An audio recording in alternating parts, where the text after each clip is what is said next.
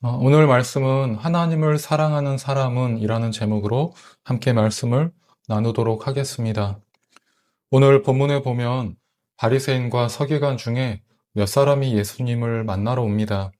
그런데 제자 중 몇 사람이 씻지 않고 음식을 먹는 모습을 보고는 장로의 전통을 언급하는데 3절에 바리새인들과 모든 유대인들은 장로들의 전통을 지켜서 손을 씻지 않으면 음식을 먹지 않았고 또 시장에서 돌아와서도 물을 뿌리지 않고서는 음식을 먹지 않았다고 말하고 있습니다. 그 밖에도 이스라엘이 지켜온 전통이 있다고 말하는데 장로의 전통을 중요하게 여기던 바리새인들과는 다르게 예수님은 이 전통에 대해서 매우 강하게 비판하셨습니다. 이유는 단순히 그들의 겉과 속이 다른 어떤 이중적인 종교적 행위 때문만은 아니었습니다. 여러분도 아시다시피 그들은 하나님의 율법을 정말로 철저하게 지키던 조직이지 않았습니까? 그런데 왜 비판하시냐면 그들이 하나님 말씀에 자기들 마음대로 무언가를 덧붙였기 때문이었습니다. 말씀에 자기 말을 넣은 거죠. 그럼 지금 본문에서 바리새인이 언급한 이 장로의 전통이 무엇이며 그들이 성경에 무엇을 덧붙였냐? 바로 그들의 역사에서 찾아볼 수 있습니다. 이스라엘이 이방에 의해서 망하게 되고 식민 생활을 하다가 다시 본국으로 돌아오게 됩니다. 그리고 선지자 학개와 스가랴 때에 성전을 건축했고 또 에스라 느헤미야 시대에 성벽을 완성하게 되는데 그 이후에 백성들이 기대했던 게 있었습니다. 우리가 성전을 건축하면 하나님이 우리를 축복해 주실 거라고 생각했던 겁니다.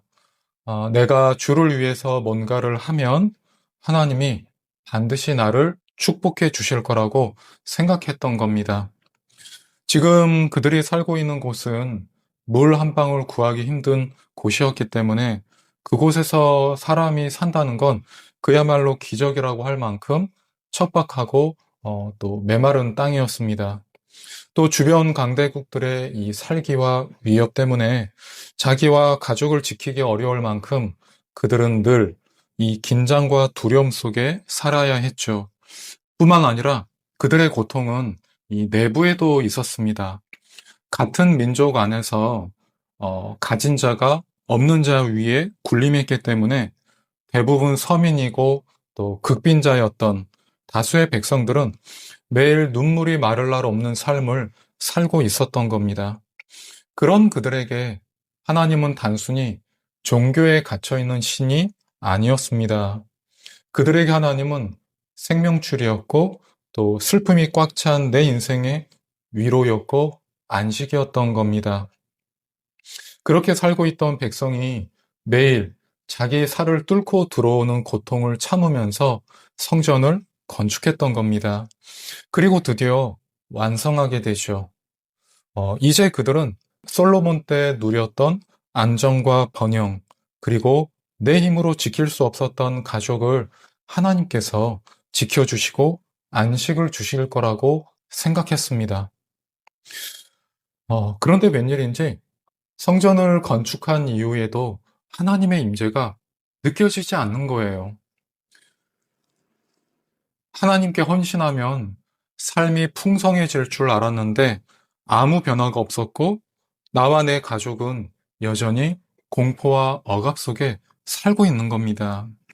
이처럼 환경에 아무 변화가 없자 이 사람들의 기대와 소망이 조금씩 마르면서 이 낙심이라는 먹구름이 드리우게 되었고 낙심은 실망과 불신으로 이어져서 하나님이 우리에게 관심이 없으신가? 하나님이 우리를 버리셨나? 이러한 생각이 가슴 깊이 파고들면서 신앙이 나태해지기 시작했습니다. 주를 위해 최선을 다했는데 삶이 나아지지 않고 기도했는데도 응답이 없자 그들의 삶이 조금씩 부패해지기 시작했던 겁니다. 어차피 반복되는 내일이라면 오늘을 굳이 성실하게, 경건하게 살 필요가 없다고 생각했던 겁니다. 그런데 바로 그때 하나님의 말씀을 사랑하고 율법을 실천하는 사람들이 등장합니다. 그들은 바로 하시딤이라는 사람들이었습니다. 그리고 이 하시딤의 그 정신, 또 열정, 신학을 이 바리새인이 그대로 계승하게 되죠.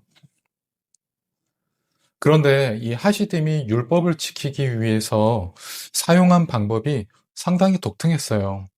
그들은 이 율법의 울타리를 침을 통해서 율법을 보호하려고 했던 겁니다. 울타리 침, 이게 뭐냐면, 유대인에게 안식일은 금요일 저녁에 해가 지는 순간 시작이 되는데, 해가 진 이후에도 사람들 중에서 해가 진 이후에도 일을 다 끝마치지 못한 나머지 그 다음에도 일을 계속하고 있는 경우가 있었어요.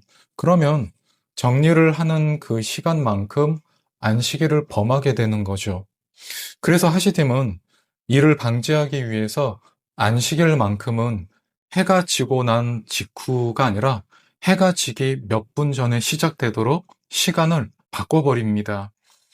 이를테면 하나님이 예배를 11시 30분에 드리라고 했는데 사람들이 늦게 올까봐 11시에 드리라고 하셨다. 이렇게 얘기했던 겁니다. 이처럼 하시딤은 울타리를 통해서 율법을 보호했던 거예요. 뿐만 아니라 하시딤은 율법 전체에 지키기 어려운 규정들을 만들었고 그 규정을 후세에 장려하기까지 했습니다. 그런데 문제가 생겼습니다. 이 하시딤이 이 규정을 만들면 사람들이 그걸 받아들여 줘야 되는데 사람들은 울타리의 가치를 인정할 수가 없었어요. 왜냐하면 자기들이 평생 들어보지 못한 내용을 랍비들이 가르치니까 백성은 그것을 신적 권위가 있는 것으로 받아들일 수가 없었던 겁니다. 그래서 이때 하시딤은 해서는 안 될 일을 저지르고 맙니다. 자기들이 만든 이 울타리에 신적 권위를 입히기 위해서 하나님께서 모세에게 성문율법뿐만 아니라 구전율법을 주셨다고 거짓말을 한 겁니다. 그리고 백성들은 지도자들이 모두 같은 주장을 하니까 믿을 수밖에 없었던 거예요. 이처럼 하시딤은 비록 사람들에게 거짓말을 했지만 하나님을 위해서 자기들이 옳은 일을 하고 있다고 생각했어요. 그리고 바리새인은 하시딤이 만든 이 구전율법의 신적 권위를 믿었습니다. 그런데 장로의 전통, 즉 이 구전율법에 대해서 예수님의 대답이 그들의 가슴에 빗으로 꽂혔습니다. 예수님은 이 장로의 전통을 너희의 전통이라고 폄하하셨던 거예요. 물론 그들이 이 구전율법을 좋은 의도로 만들었다는 걸 예수님도 아셨습니다. 하지만 좋은 의도였을지라도 인간의 말을 하나님의 말씀으로 격상시키는 것은 너무나도 엄청난 범죄 행위인 것입니다. 그런데 그들은 그런 일을 했던 겁니다. 또 하나, 예수님께서 어찌하여 너희의 전통으로 하나님의 계명을 범하느냐 말씀하셨습니다. 이 말은 바리새인들에게 결정적인 치명타였습니다. 그들이 애지중지하는 장로의 전통을 하나님의 말씀이 아닐 뿐만 아니라 오히려 하나님의 말씀에 반하는 것이라고 말씀하셨던 겁니다. 이 말에 그들은 깊은 상처를 받게 됐고 분노를 품으면서 예수님을 어떻게 죽일까 고민했던 겁니다. 또 예수님이 이 바리새인을 독사의 자식이라고까지 하신 이유는 이 구전율법은 하루 벌어 하루 사는 가난한 사람들은 절대로 지킬 수가 없었습니다. 인생 자체가 전쟁이었던 불쌍한 사람들을 이 율법을 지키지 않는다고 해서 비난하고 사람들을 짓밟았던 겁니다. 이것이 예수님께서 그들을 독사의 자식이고 또 회칠한 무덤이라고 질타하셨던 이유였던 것입니다.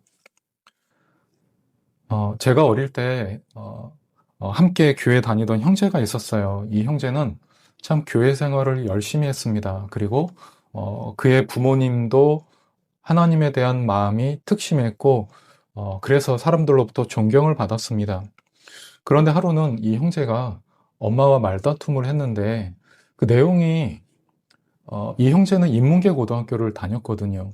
근데 같은 교회에 다니던 친구 하나가 상업고등학교를 다녔는데, 엄마가 상고 다니는 애들하고 놀지 말아라. 이렇게 말씀하셨다는 거예요. 사실 당시 문화가 좀 그런 문화였어요. 인문계는 공부 잘하고 좀 고상한 아이들이 가고, 또 실업고는 공부를 좀 못하고, 예, 좀 가난하고 거친 아이들이 가고, 또 공부 잘하면 착하고 좋은 아이, 공부 못하면 그렇지 않은 아이로 낙인 아닌 낙인이 찍혔던 거죠. 근데 여러분, 엄마가 친구를 인격적으로 싫어해서 그랬던 건 아니었습니다. 사람은 역할이라는 게 있잖아요. 그러니까 교회에서는 직분자로서 성도였지만 집에서는 엄마로서 이 자녀에게 그게 최선이고 옳다고 믿었기 때문에 그렇게 말한 겁니다.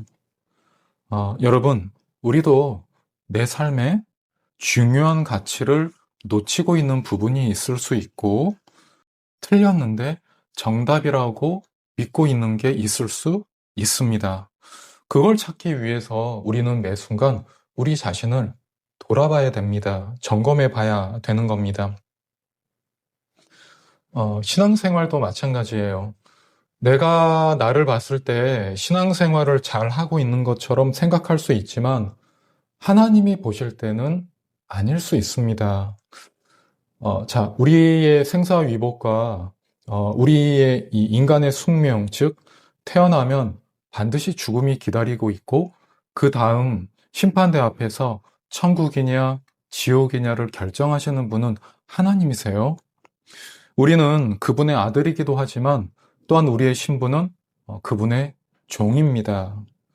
그런데 우리가 어떤 관점을 가지고 신앙생활을 해야 되냐면 나는 성경도 매일 보고 기도도 꾸준히 하고 예배도 빠지지 않고 봉사도 열심히 하고 있으니 나는 하나님을 잘 섬기고 있어. 이게 아니라 방금 말한 조건들을 하지 않아도 하나님이 우리에게 너 잘하고 있어. 이것이 신앙에 대한 바른 관점입니다. 신앙생활을 잘하고 못하고를 결론 내리는 건 저와 여러분이 아니라 하나님이십니다.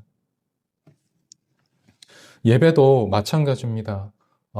예배 가운데 저와 여러분들이 은혜 받는 거, 그건 두 번째예요. 첫 번째는 우리가 드리는 예배를 하나님이 받으시는 게 첫 번째입니다. 그게 중요한 거예요. 나는 은혜 받았다고 생각하는데 하나님이 받지 않으셨다면 그 예배는 아무 의미가 없는 겁니다. 다시 말해서 내 관점이 아니라 하나님의 관점으로 우리 자신을 볼 수 있는 렌즈가 필요하다는 겁니다. 어쩌면 우리도 바리새인처럼 하나님과 무관한 신앙생활을 하고 있는 건 아닌지, 나는 하나님을 위해 최선을 다한다고 생각하는데 우리의 최선이 하나님을 불편하게 하고 있는 건 아닌지, 저는 이것이 교회를 떠나는 소위 가나안 성도가 늘어나는 근본적인 이유 중에 하나라고 생각합니다. 자, 그럼 왜 이처럼 신앙에 오류가 생길까? 기본을 하지 않아서 그렇습니다. 자, 여기서 기본이란 성경을 읽지 않아서 그런 건데, 읽지 않음으로 인하여 하나님이란 인격과 하나님의 뜻을 모르기 때문이고, 설령 알아도 신자 자신이 하나님 말씀에 순종하기를 싫어해서 그런 건데, 싫어하기 때문인데, 싫어한다는 건 이런 뜻입니다. 자, 개인이 세상을 살면서 얻은 성공과 실패가 그분에게 교훈을 남겼고, 이것이 그분 속에 경험과 지혜로 자리 잡아 매사에 내 경험과 지혜가 하나님의 말씀보다 더 우위에 있는 겁니다. 그런데 교인은 미처 그것을 깨닫지 못하여 이는 암암리에 내 열심과 내 뜻이 하나님의 뜻에 부합하고 있다고 오해되고 있는 겁니다.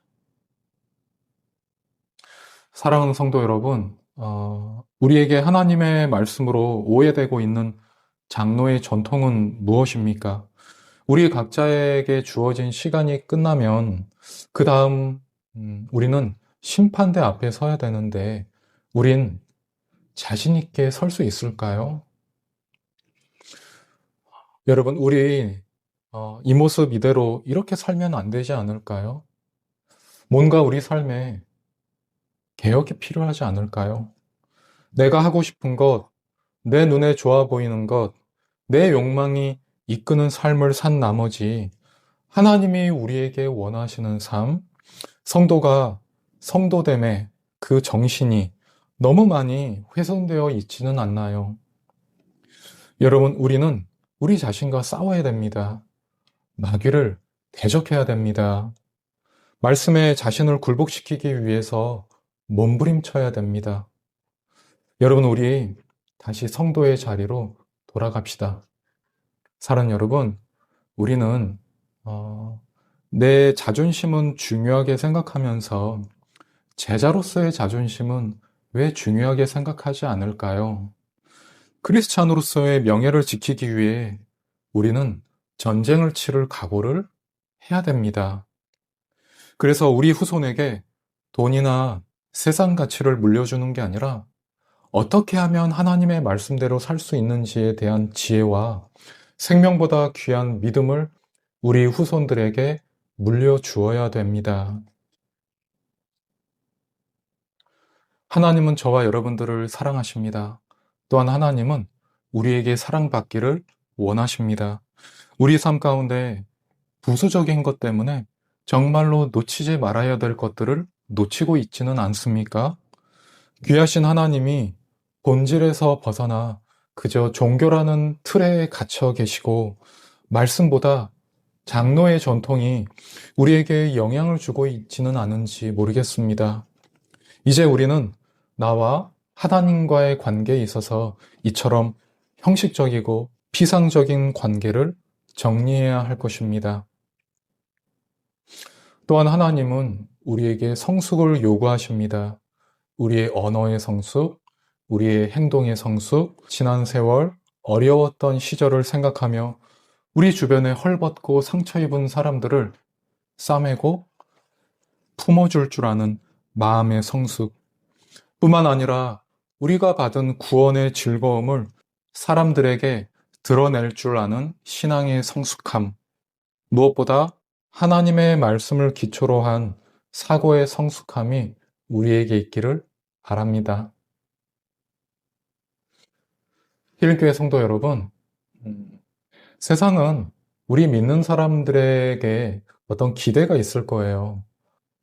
말씀으로 연단된 온유한 아버지, 따뜻한 어머니, 또 세상과 교회를 위해 기도하시는 권사님, 지체가 어려울 때 팔 걷어붙이고 돕는 장로님, 하나님을 두려워하는 목사님. 여기에 하나 더 바라는 게 있다면 저분은 정말 하나님의 사람이야. 저분이 믿는 하나님이라면 그 하나님은 정말로 살아계신 분이야. 지금 이 설교를 듣고 있는 우리 모두 이러한 성도가 되기를 바랍니다. 하나님은 살아계십니다. 그분은 중심을 다해 예배드리는 자를 찾으십니다. 입술로만이 아니라 마음과 행위로 그분을 사랑하는 자를 찾으십니다. 성도 여러분, 하나님께 여러분의 마음을 드리십시오. 비록 눈에 보이지 않고 귀에 음성이 들리지 않아도 주님은 우리를 보고 계시고 저와 여러분의 신음소리까지 듣고 계시는 분이심을 여러분 믿으시기 바랍니다. 주의 이름으로 여러분들을 축복합니다. 네. 이제 다시 한 주가 시작되는데 여러분 힘을 내십시오.